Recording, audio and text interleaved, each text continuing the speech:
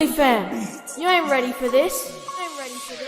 It's big money, big cars, big moves. It's muscle tone, brah, there ain't nothing to prove. The best breeds from the States to the outback. Keep your eyes peeled, guaranteed you gon' learn that. Beanstalk, big boss on lock. If a canine was God, it would be this dog. Hello everyone, and welcome to a new episode of Muscletonebullys. Today we're going to talk about investments into the bully community and losses we've all taken and why we've taken them and how to learn from them. So let's discuss this. I think it's a topic that no one really approaches and no one ever discusses. So I'm going to overview some mistakes people do and other things of the sort. So one of the main mistakes I did when I first started was, well, call it a mistake. Nothing really is a mistake. I think it's a learning process, and I learned the hard way and the expensive way. And many of us have. I'm not the only one. But at the end of the day, I don't consider it a complete loss because the lessons that I learned made me who I am today. But now I'm trying to pass this knowledge on to the next generation so that maybe they can learn from me and my mistakes instead of making it for themselves and having to learn the hard way the way I did. Not everyone gets to recoup from the mistakes I've made when I first started. As they say, you have three types of people in the world, my father used to say. You have stupid people who make the same mistake over and over again and never learn. Then you have your average person who has to make the mistake himself and then learn from their mistake, but never listen and learn from anyone else's. And then you have the intelligent people that not only learn from their mistakes, but as well can learn from someone else's mistakes so that they don't have to fall down the same road. So to continue on with that, when I started, I had purchased dogs based on, whatever I saw I liked. I purchased it. I thought it was going to be great. And I bought from kennels that didn't have a reputation because the price was right. And I felt that, hey, you know what? That's too much money. I'd rather buy it from this place and that place. And we've all made this mistake. A lot of us have made this mistake in the past. So what happens is you get what you pay for. Let's just face it. The truth is, you get what you pay for. And you end up giving it away, selling it for cheap, or not doing anything with it. So this is a lesson that I had to learn, as well as that sometimes I purchased things that looked pretty good or thought I could, improve on it, but the generations weren't there. Now, of course, this is a different era, obviously, because the dogs were very inconsistent. There was too much pit bull. I mean, they were technically called pit bull when I started. There was no such thing as the American bully. But as the American bully came to be, the idea was to never have a dog that is confused for a pit. How do I make a dog that is not ever confused by a pit? I want people to see the dog and say, wow, what kind of dog is that? That's the main idea. And you couldn't do that in those days consistently the way you can today. Now, of course, every now and then, everybody gets a throwback. It's very rare. We get litters that, you have 7, 8 puppies back in the day, and one was a bully, the rest was questionable, and then you try to breed those dogs to get the bully out of them. We don't have that anymore. Now we have consistency. I get a whole litter. There's no second pick, third pick. They're all first picks. You can't choose. I posted recently a video of a female produced by King Kong. She was a 5th pick female out of a litter of 11 puppies. There was, I believe, 7 females in that litter or 6 females in that litter. I can't remember correctly. Regardless, every single one was a first pick, including the last pick. So when I posted it, you could see clearly that, the 5th pick looked just like Kong. It was so consistent. It was crazy. An interesting thing is that I bred Kong back to an older female of ours. She was 8 years old. She only had one litter. We brought her back from overseas. She was my last Magoo daughter. And she wasn't that impressive to look at, but, she had good bone, she had good structure, and she was, not as extreme as my dogs of today, but she was what I consider extreme back in the day. But yet Kong's consistency went right across the board and was just an unbelievable litter. Of course, that was his first litter, so I wasn't too sure what he was going to produce. So this was like me trying to figure out what is the worst case scenario with King Kong. If I take him to my old stuff, which is least consistent females, will he still produce, being as tightly bred as he is? And yes, sure as can be, he came out to be as tightly bred as it can be. So this is what you learn from today. You want to be able to breed with dogs who have proven themselves along the years consistently, so that you get a consistent litter. You want to look at a dog's productions and say, hey, this dog can produce over and over again no matter what he touches. It's not he has 3 or 4 or 10 good offsprings out of 500. No. He has 50 offsprings and 40 are incredible, 45 are incredible, 35 are incredible. Those are big numbers. Let's make it a percentage of 100. So he had 100 offsprings and 80 of them are unreal or unbelievable, kind of like Beanstalk. He had to believe now he has 111 offsprings, and I can post easily 70 or 80 or 85 that are fully grown, that are just unreal. And the rest are growing up, so they're still young, and I'm sure he'll be, by the time they're all adults, he'll be close to a 90% success rate. So dogs like Beanstalk obviously are very difficult to find, but that's why his stud fee's at $15,000. That's why he's a $4 million dog. So, but you want to find dogs in that aspect. We look back in the time of Magoo and Dax. Magoo was a good producer for his time, but his percentage of hits were probably around 20%, I would say. Dax was actually a lot less than that, and I love Dax to pieces. He had almost 2,000 offspring if you combine his ABKC and UKC registrations. A lot of dogs got registered UKC at the beginning. Not all of them were ABKC, because a lot of the dogs that were bred with Dax were not registerable in the ABKC because they were some exotic stuff. But nevertheless, amongst all those dogs, you can count maybe 30 or 40 really nice offsprings off of Dax. So that's a very low number. That's a lot less than 1%. But nevertheless, he changed the game for sure. Dax was a very necessary ingredient for Muscletone.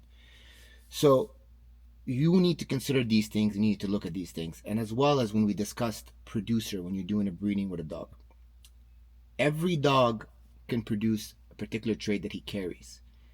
And he might produce a trait that he carries that you don't like. So some dogs have a trait that is not a trait I would want in my yard, but if I've watched their offsprings very closely, I'll notice that they don't produce it. So maybe something I can use in my yard. Because they don't produce the trait I don't like that they carry. Just because they carry it doesn't mean they'll produce it. Now, on the other aspect, they have certain traits, like, for example, Dax was really well. I used Dax to produce that neck, and he definitely produced it almost every time. The neck on Dax was like a guaranteed every time. The pretty eyes that he had, he produced it on every litter.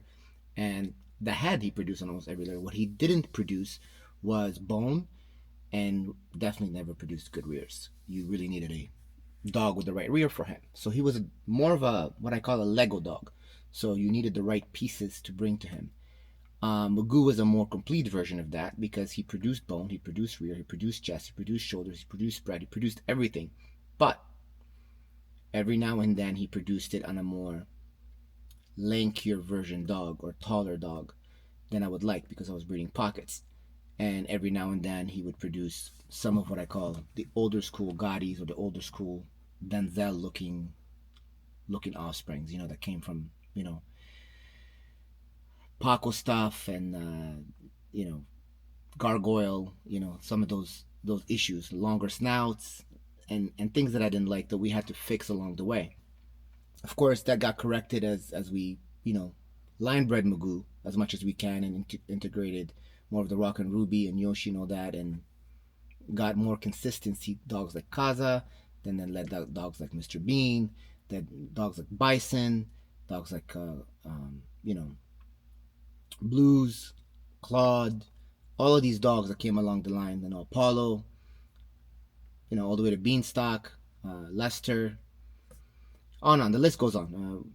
List is so big, I can't keep it all up. So now we're down to King Kong. King Kong being the ultimate, in my idea, the ultimate American bully. He's very extreme.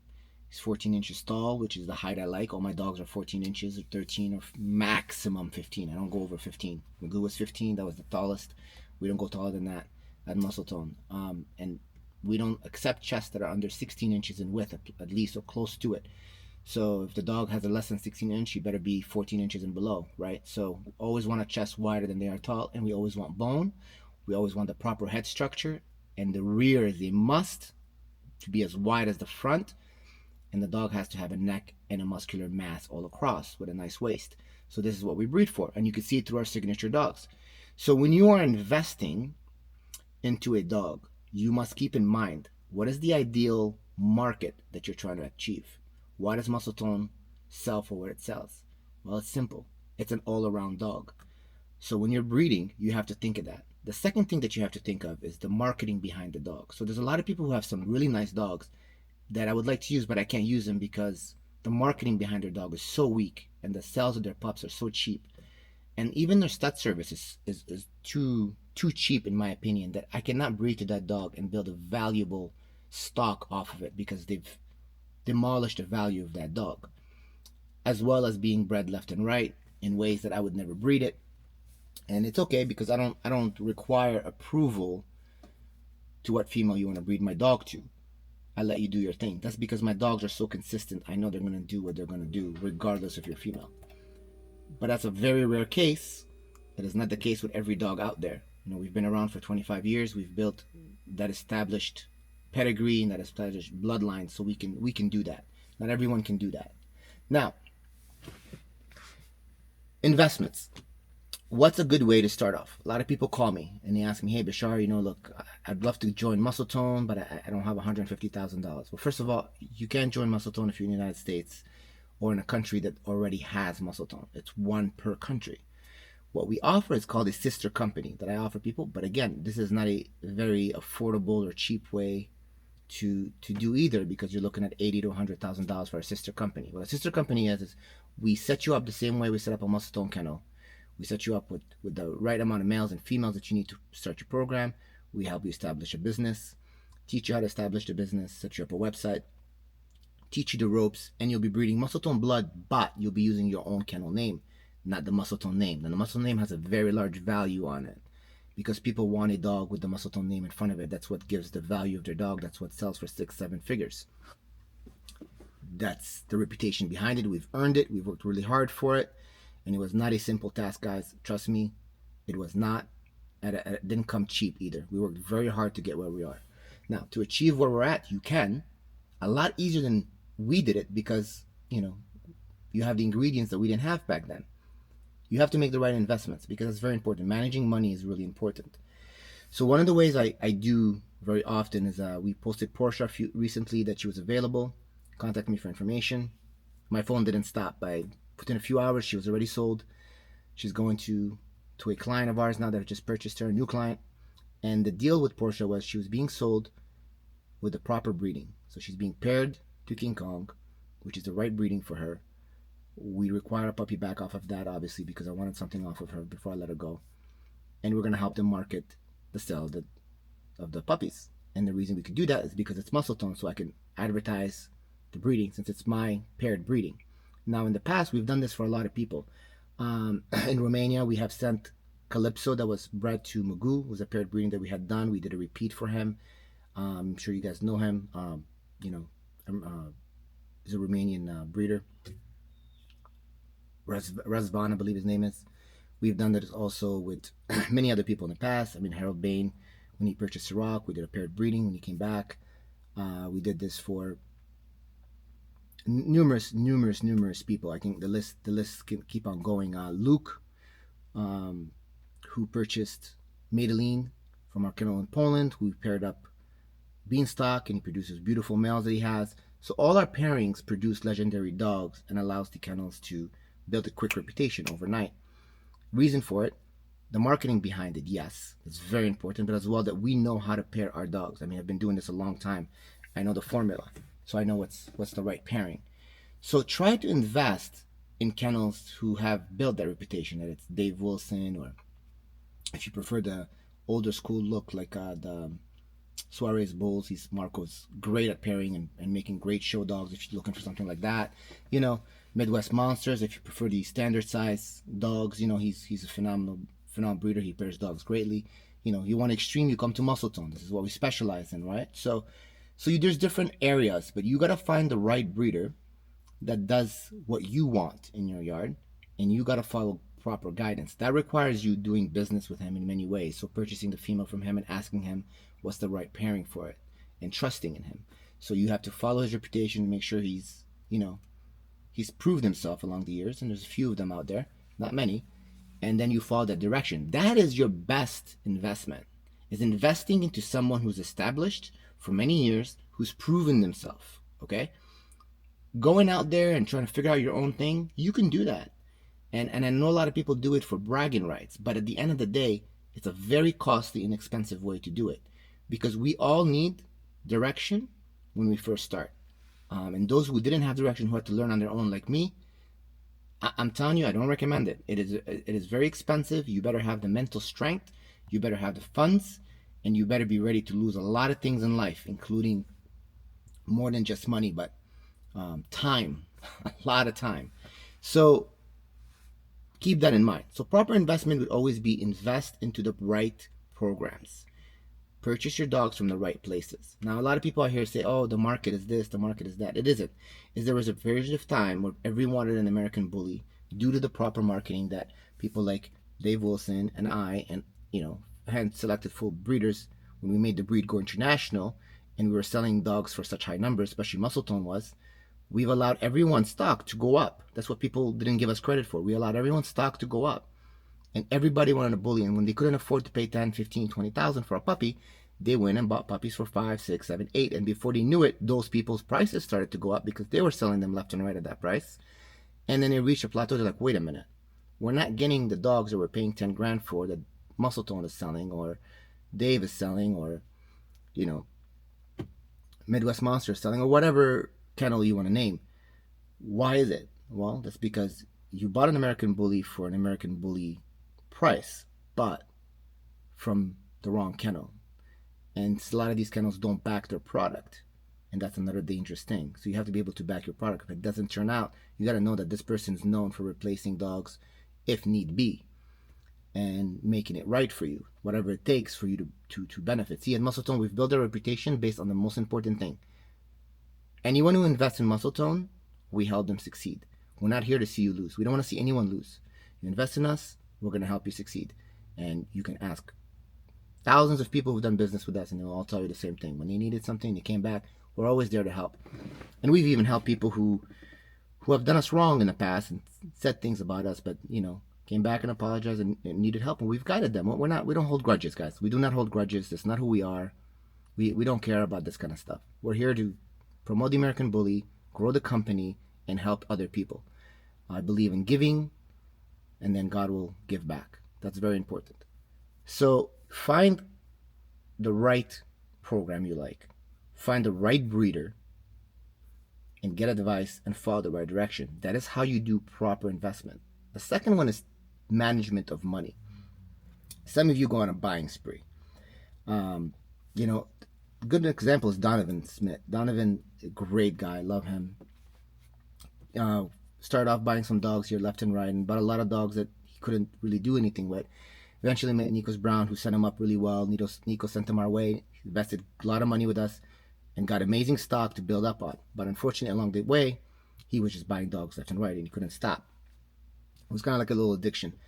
And he realized that, some of the dogs that he purchased were not to the caliber that he was hoping for. And then, and he realized who he can and can't deal with. So he learned really quick. He's like, oh, shoot.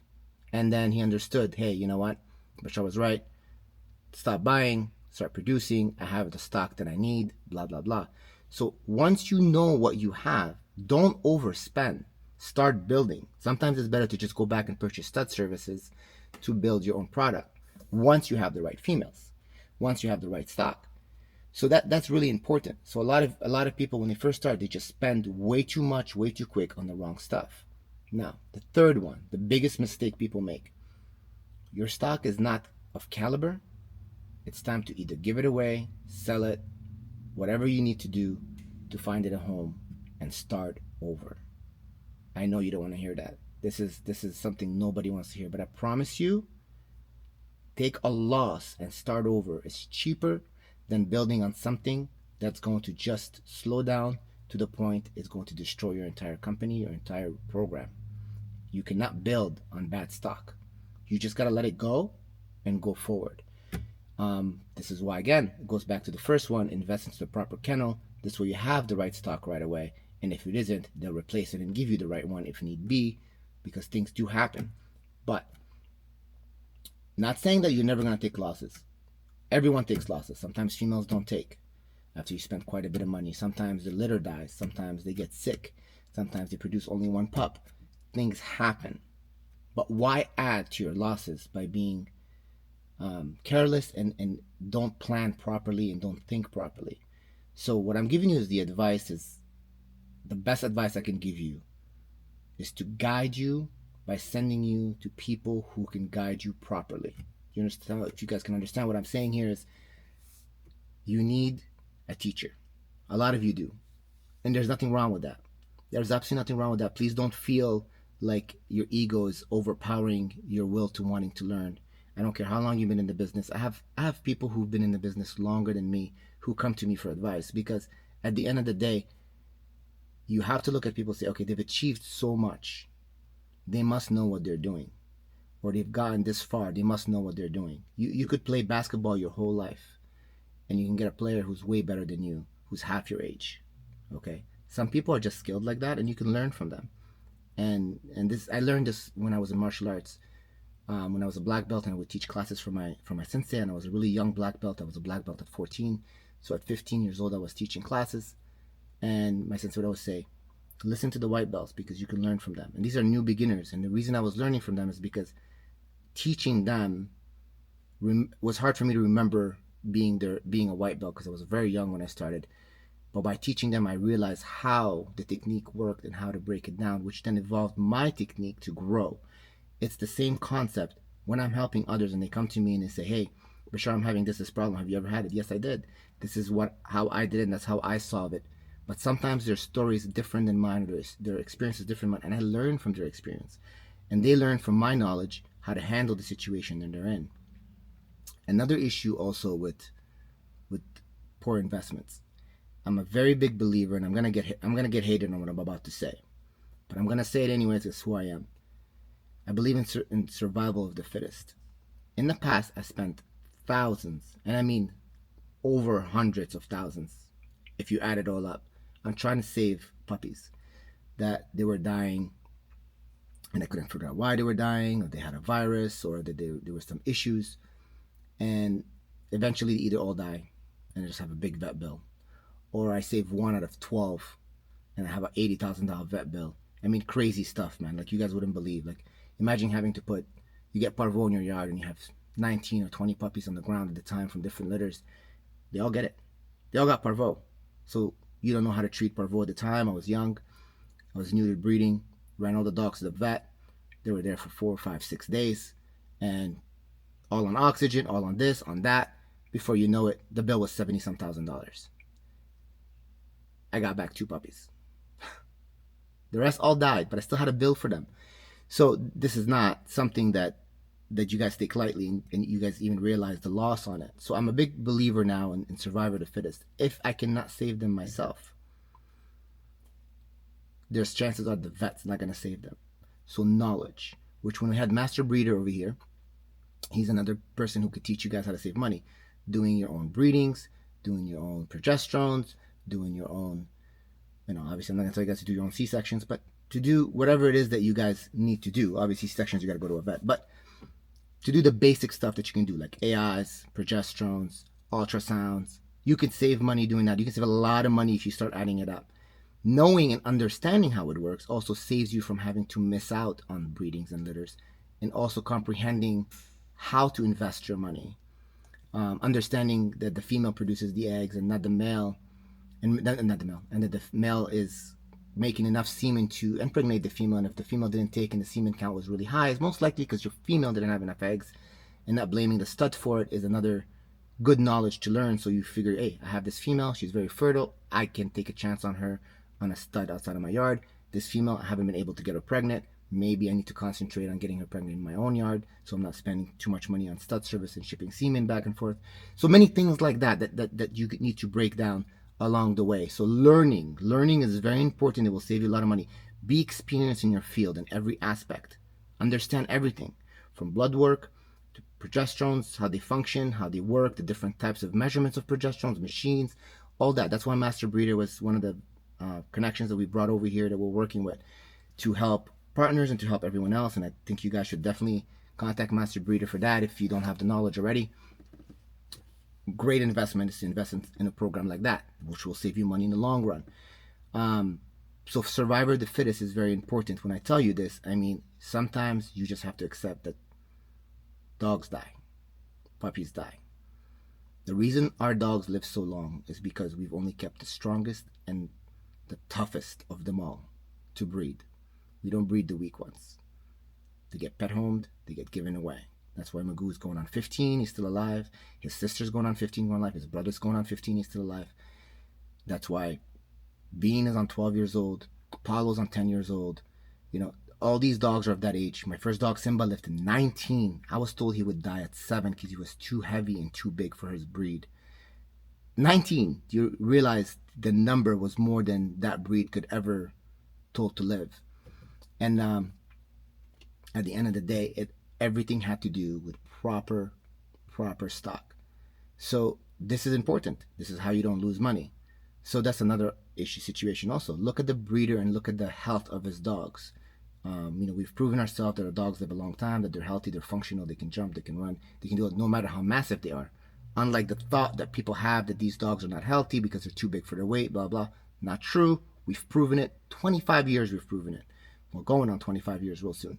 So for us to have proven that such a long way gives you an idea, hey, I need to invest in Muscletone because I know I'm going to get the right stock, versus investing in a lot of these new exotic dogs or mixed dogs or whatever. Not saying some of them are not healthy. I know some that are wonderful, but the majority, they're not making it to 6. They're not making it to 7. Can you build on that? Is this what you want to build on? Is this the future stock you want? How far can you go with that? So calculate these things, guys, when you invest your money. So these are very important lessons that you need to learn. Pick the right line, the look that you want first, and then find the right breeder for that line, the best that you can find. Invest in that. Follow the direction that they guide you and teach you in. Learn everything that you need to learn so that you can do things yourself. Learn that sometimes puppies die. Survivor of the fittest. Do not spend a fortune on money trying to save puppies that cannot be saved. I know you guys are going to hate me for saying this, but it's the truth.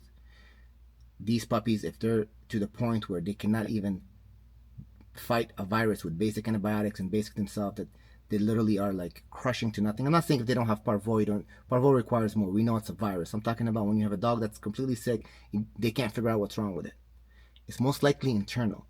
Or if it's not internal, it's probably a parasite that they should be able to immune-wise fight on their own. But if they cannot fight it on their own, unfortunately, they're just not strong enough. Their immune system is just not strong enough, and you don't want to keep breeding that. So maybe they're too tightly bred with something that has an issue, or maybe